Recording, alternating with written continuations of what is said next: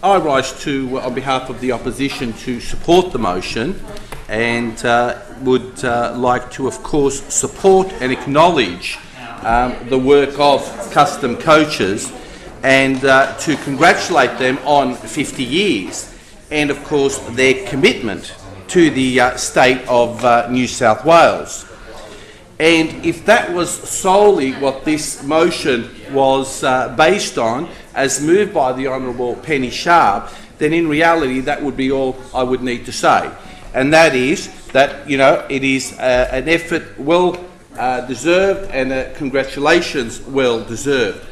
However, what we actually find here, Madam Deputy President, which is so typical of this government, which, to use a word in a very cheeky way, is to actually use this motion not to congratulate custom coaches, but to give a plug to the government. That's what you're really doing.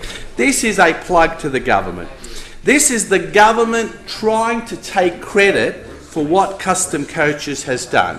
This is a government that goes on to, in one way, to use another colloquialism, it's riding the tail of customs coaches' credibility. Point of order.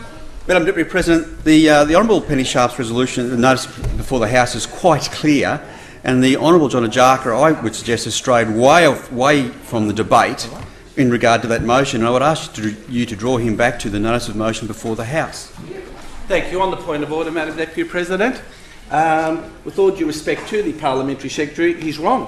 One only has to look at point 1b, which says the buses, well, it used to say the bus, but I assume it's more than one, as been moved by the amendment. The buses is part of a record $250 million investment in new buses by the Government of New South Wales. With all due respect, the door was opened by the mover of the motion. It's part of her motion, so how I'm deviating from it is beyond me. Am I wrong? In dealing with the point of order, I have to say that I was listening to what was being said and I uphold the Parliamentary Secretary's point of order. Oh, well. Wonderful. Surprise. Thank you, Madam Deputy President. I'll move on.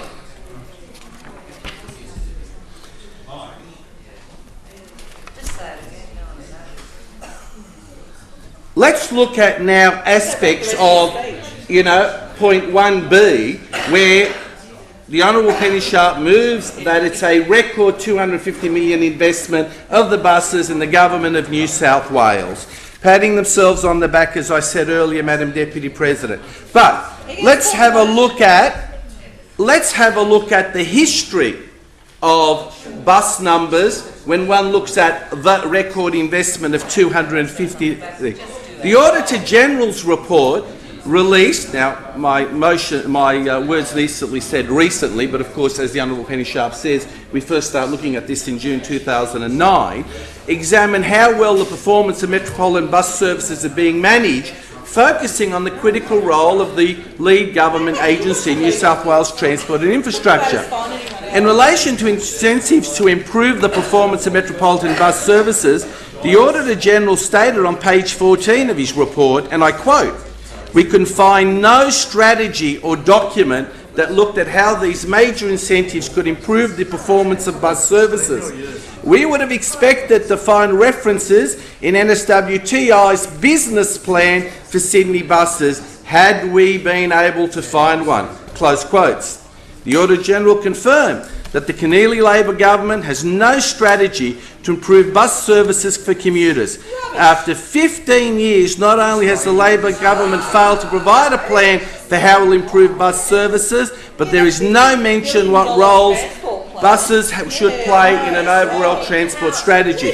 So again, the Honourable Parliamentary Secretary does get up, and rightly so, Madam Deputy President. I agree with her completely that she congratulates custom coaches at a small portion of her speech, a very small portion in time-wise.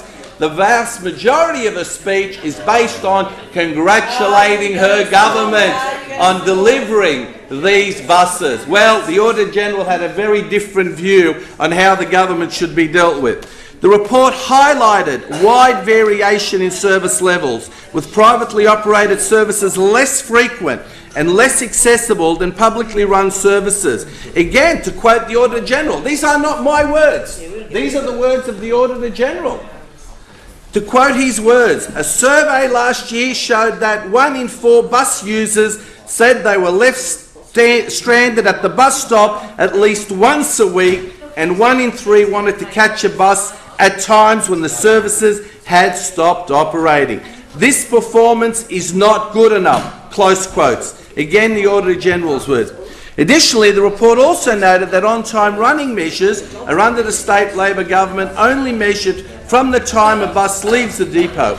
It does not take into account what time the bus arrives at each stop or how long the journey takes. The Auditor General also pointed out to the wide disparity in the costs of operating metropolitan bus services, with some regions costing just over $4 per kilometre compared with almost $10 per kilometre in other regions. The public is entitled to value for money. Madam Deputy President, the New South Wales public deserve better. And again, I find it a little bit disconcerting that when one should move a motion in this House to congratulate a corporation like Custom Coaches, 50 years service to this state, that one wants to suddenly take their credit to simply use it for their own spin, as this government continually does. And I find that sad. And I don't want to do that to Custom Coaches. They deserve better. They deserve to be congratulated. They deserve to have the motion. They deserve to have the motion passed. But what they don't deserve is to simply, political playthings. as the Honourable Trevor Khan interjected, and I acknowledge it, political playthings. They don't need that. They deserve better respect than that. Members may recall that in November 2008, the state government made a $150 million promise to deliver 300 extra buses from 2009. This promise was left in doubt when the only manufacturer of government buses for New South Wales, Custom Coaches, told the media that the government had not consulted with them prior to making the announcement. You'd think you'd consult with them if they can actually deliver it, capable of delivering it, an order being placed. Back of the envelope stuff, that's all it is. Back of the envelope. That's why we need the budgetary parliamentary office. Would you blokes defer? At the time, I'll continue, Madam Deputy President. I'm not acknowledging the interjections. I think we just did. To remind the Honourable Trevor and perhaps the mover that I would hope that you and I need to listen to everything that the Honourable John Jack. No, you don't. Sorry. If the speakers are heard, It will outrage without you. a lot of background noise, because it makes it very hard for me to hear what is being said as well. I thank you most sincerely, Madam Deputy President, for that ruling. If I could go on further, Madam Deputy, at the time that the announcement was made, Custom Coaches already had an order of approximately 400 STA buses over the next 4 years, admitting that it did not have enough staff to fill any significant contract. Madam Deputy President, this Labor government has a record of making dubious promises on bus numbers and technologies. Now, remembering that this motion was first moved in June 2009, and we are, of course, now in October 2010, I would love to stand here and say things have changed since then, but it's still exactly the same government. Same dubious promises, same spin, same promises to, but never, ever, ever actually delivering. You know, let's just make the promise. We can worry about delivery later. No funding. Or no delivering at all.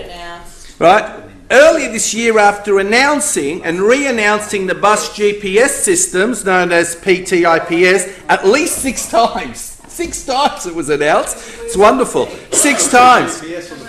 You know, the Premier Christina Keneally proudly announced the installation on the first bus, despite it happening 2 months earlier. 2 months earlier, she finally got around to announcing it after 6 previous announcements.